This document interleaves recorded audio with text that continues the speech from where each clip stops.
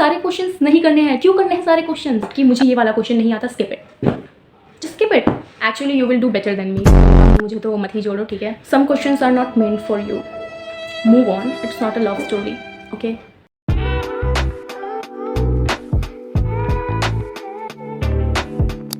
So hello guys and welcome back to my channel. So if you guys are giving CUET 2026 then this video might save your rank.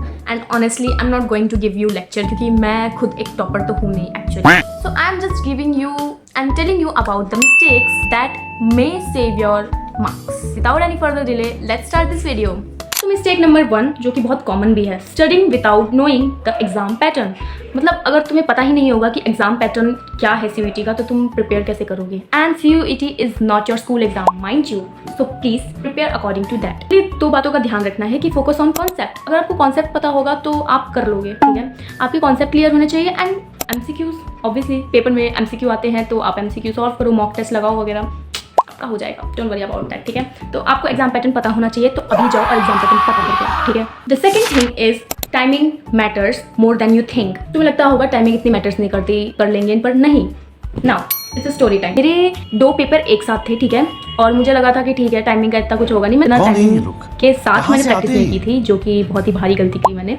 तो paper के time क्या हुआ कि जैसे मैं physics का दे रही हूँ, मेरा टाइम निकल गया और फिजिक्स का पेपर बंद होकर दूसरा खुल गया। अगर एक दिन 2 पेपर पढ़ते हैं तो पहले एक पेपर खुलेगा, वो पेपर एक फिक्स टाइम तक रहेगा, उसके बाद वो बंद होकर दूसरा पेपर खुल जाएगा।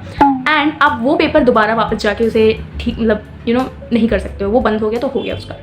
एंड इसकी वजह से मेरे बहुत ही सारे क्वेश्चन छूटे थे, क्योंकि मुझे टाइमिंग के अंदर मैंने एक क्वेश्चन में 5-10 मिनट लगा दिए, जिसकी वजह से आधे तो क्वेश्चन मैं लास्ट तक देख ही नहीं पाई कि क्या क्वेश्चन आए थे। आप इसके लिए क्या कर सकते हो, आप क्वेश्चंस जो है वो टाइम के अंदर सॉल्व करने की कोशिश करो। लाइक मॉक टेस्ट वगैरह जो आप दे रहे हो, do it under the time, fix time. आप पूरे पेपर को एक फिक्स टाइम में सॉल्व करो, और अगर आपको टाइमिंग की आदत पड़ जाएगी तो आप पेपर में भी अच्छा करोगे। तो थर्ड मिस्टेक जो कि सभी लोग करते हैं, मैंने भी की थी, no mock test. Like if you are not doing the mock test, this is the biggest mistake you are doing.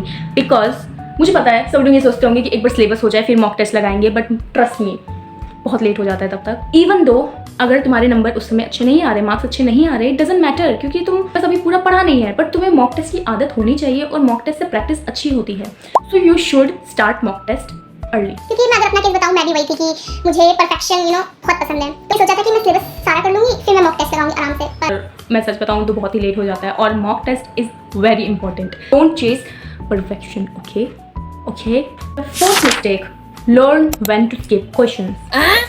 आपको कुछ क्वेश्चंस भी छोड़ने आने चाहिए, चाहे आप मॉक टेस्ट दे रहे हो, चाहे आप एक्चुअल पेपर जब दोगे, आपको पता होना चाहिए कि आपको कौन से क्वेश्चंस स्किप करने हैं। आपको सारे क्वेश्चंस नहीं करने हैं। क्यों करने हैं सारे क्वेश्चंस? अगर आप बहुत ही स्मार्ट हो तो अच्छी बात है, अगर आपको सारे आते तो आप सारे अटेम्प्ट करो। But if you have slightly doubt, even a tiniest doubt कि मुझे ये वाला क्वेश्चन नहीं आता, skip it, just skip it. आपको जो होता है नेगेटिव मार्किंग पेपर में होती है, हर क्वेश्चन में नेगेटिव मार्किंग है। और अगर आप सोचो आपने इतना क्वेश्चन ज़्यादा आंसर अटेम्प्ट ही नहीं किया, उससे ज़्यादा तो गलत कर दिए, अगर आप गलत करोगे तो उसके मार्क्स ज़्यादा जाएंगे नेगेटिव मार्किंग की वजह से। So you should know when to skip the questions, ठीक है। Some questions are not meant for you, move on, it's not a love story, okay. ज़्यादा ड्रामेटिक हो गया तो ठीक है, तुम्हें समझ आ गई होगी बात कि जो तुम्हें नहीं आता वो स्किप कर दो, that's it. And here is the last mistake, out plus over thinking. Like you will do your best, okay, you will give your best. No need to overthink about your marks, about your rank, about the mock test. It's okay.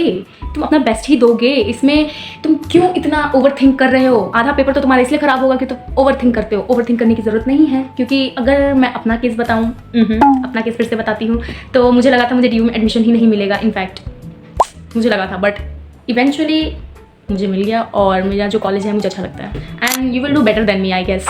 Actually you can do better than me, ठीक है। Don't need to be perfect, just be yourself and yeah, be consistent.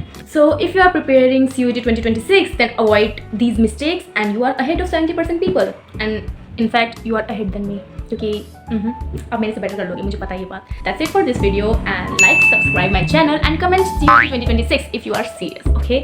And अगर आपको कोई भी doubt हो, कोई भी question आपको पूछने हो, तो आप कमेंट सेक्शन में मुझसे पूछ सकते हैं। Let's suffer together guys।